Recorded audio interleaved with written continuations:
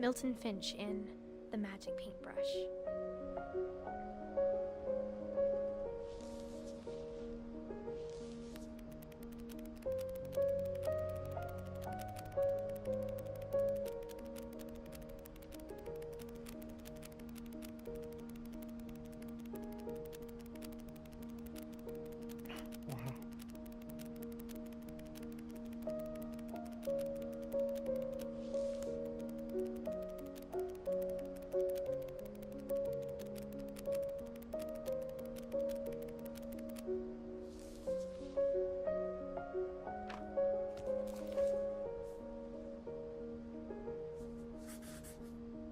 I was 4 when Milton disappeared.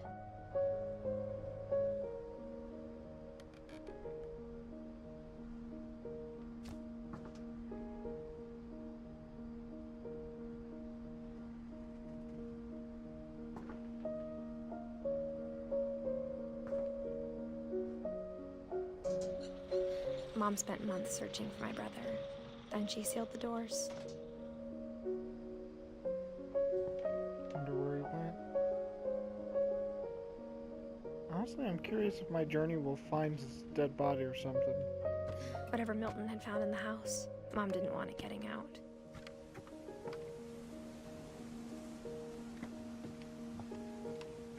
Okay, now I gotta head back the way I came from. And what's up here? Mom definitely blamed Edie, but I think Lewis blamed himself. Oh my god, there's a lot more up here.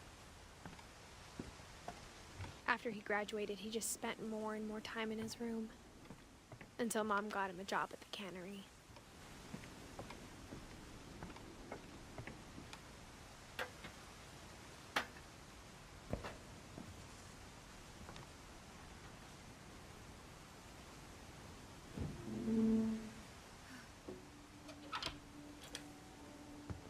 Room made out of a boat and a shed, and the way they added on to this house. Lewis's room smelled very, very familiar. That part of him lived on.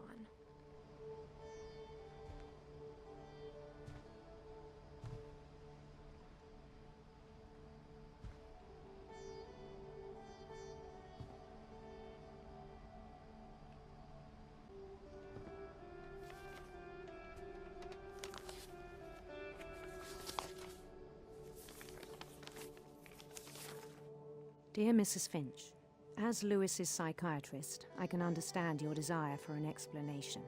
As I see it, the trouble began in January, shortly after we convinced your son to seek treatment for substance abuse. Newly sober, I believe Lewis first noticed the monotony of his daily life.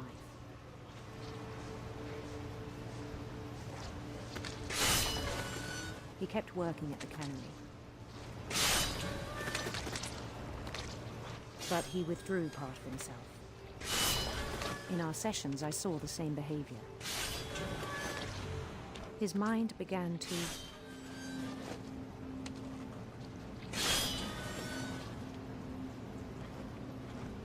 wander. I asked him to describe it. He said he started small,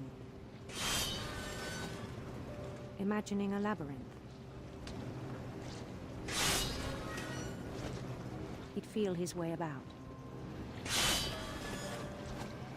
Then something moved. Bats.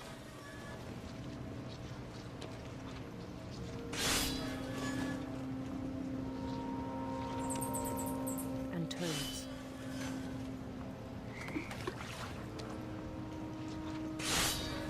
Dead dragon. And things that have not names.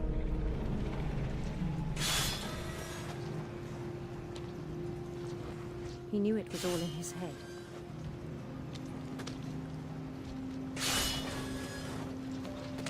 But he took it very seriously. I had hoped he'd find himself. I cut off my own hand.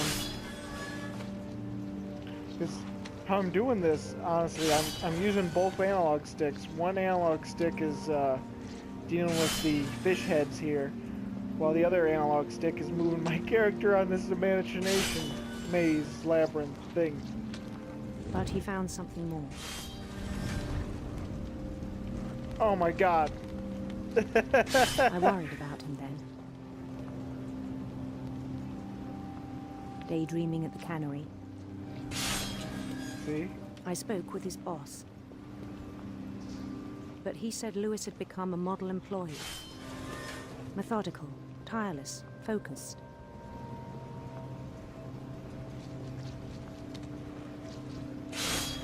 Like a whole new Lewis.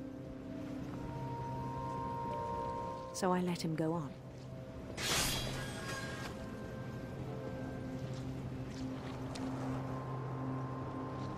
I even encouraged him. It seemed very promising at first.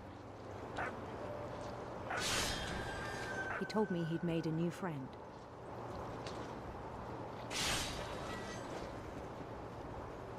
On the edge of a city he named Lewis Tokyo. He built the city up slowly, brick by brick. Oh my god.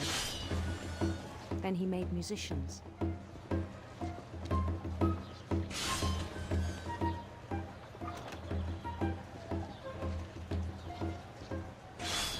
And songs for them to play.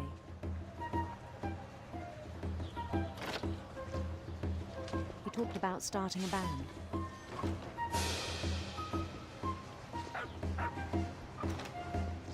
And he was always humming something. Every day his imagination grew stronger. He no longer spoke at the cannery. But his chopping was as reliable as ever. Then one day it struck him that all the cheering crowds, even the stones under his feet, were all in his imagination.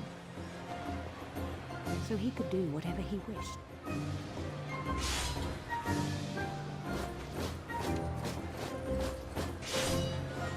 He held an election for mayor. And he won. They begged him to stay, but his mind was already wandering. It became a game for him.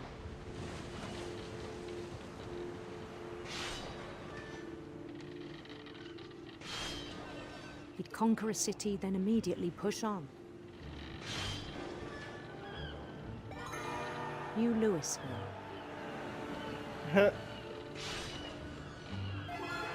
St. Louis. He started drifting away from our reality.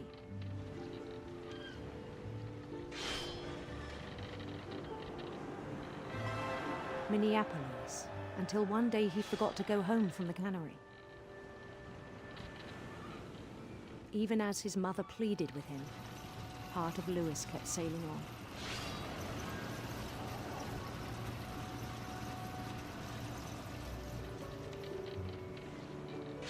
Huh.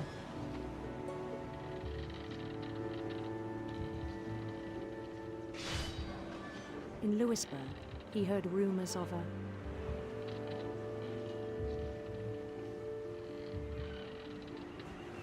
handsome queen.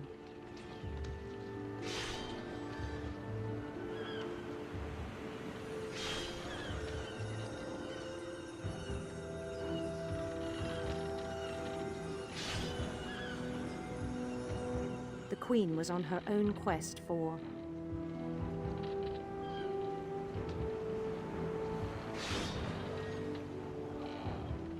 sinister serpents.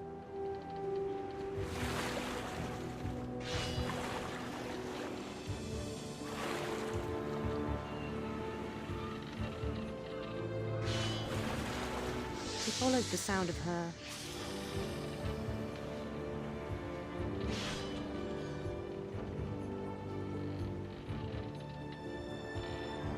silver harp.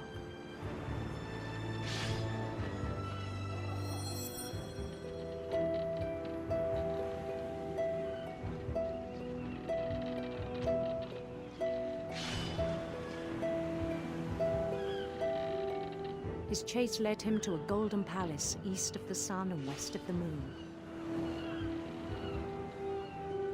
Even then, his logic remained sound.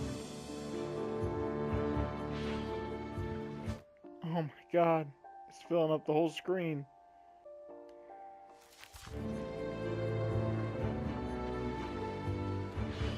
He knew the world was all in his imagination.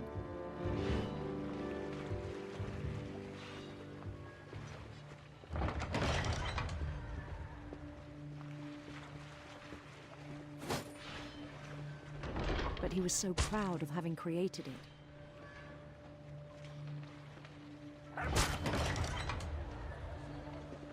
In his own eyes, he'd become something greater than a king.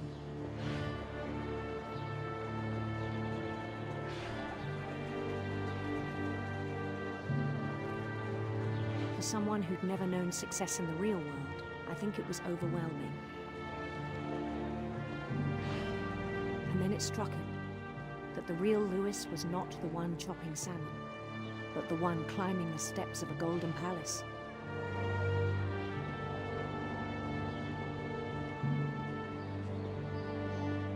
My imagination is as real as my body, he told me. It was hard to argue with him.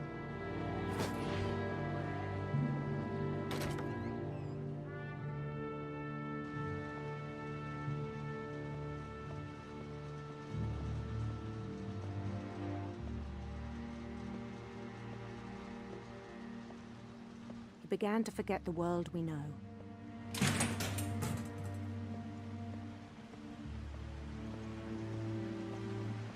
I think it pained him to remember Lewis, the cannery worker.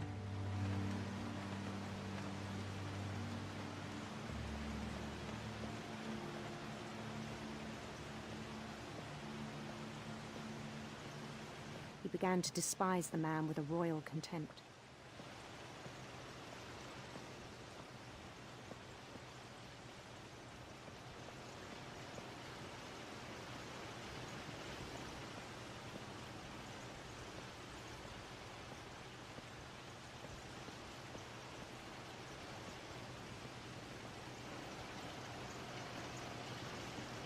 I still thought I could save him. Even after he said he was being crowned king over all the lands of wonder. The palace would be packed with his companions.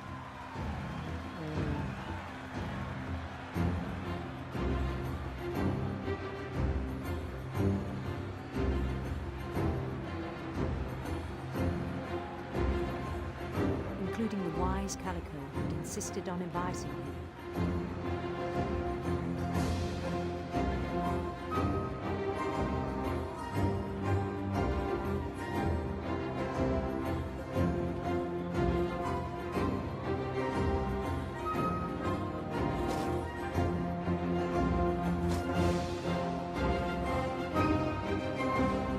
His queen waited, holding his crown.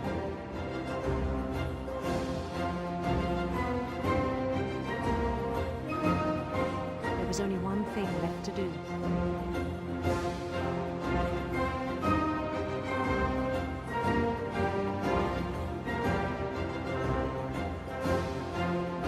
Bend down his head.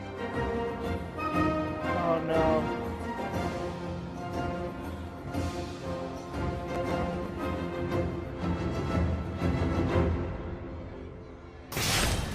And the rest I think you know.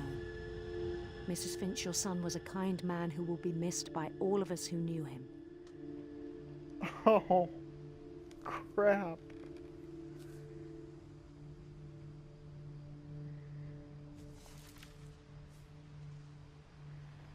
My brother was really cool. I wish you could have met him.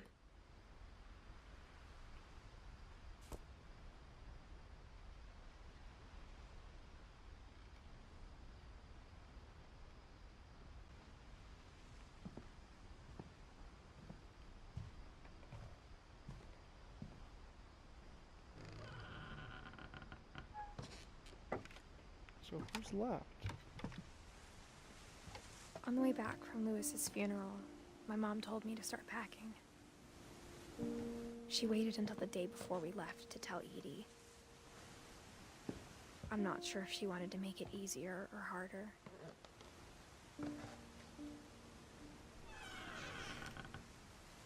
I wish we'd stayed.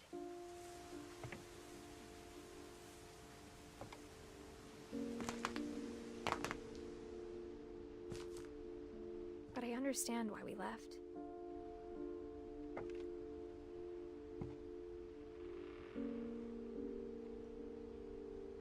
Someone left after the brother died.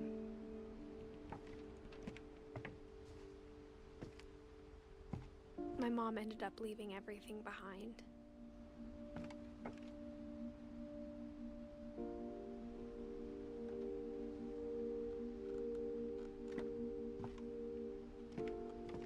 What happened that night had been coming for a long time. Maybe it should have come sooner.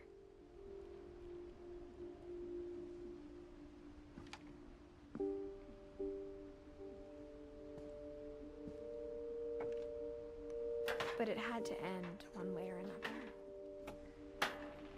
All that's left now is to tell you about that last night.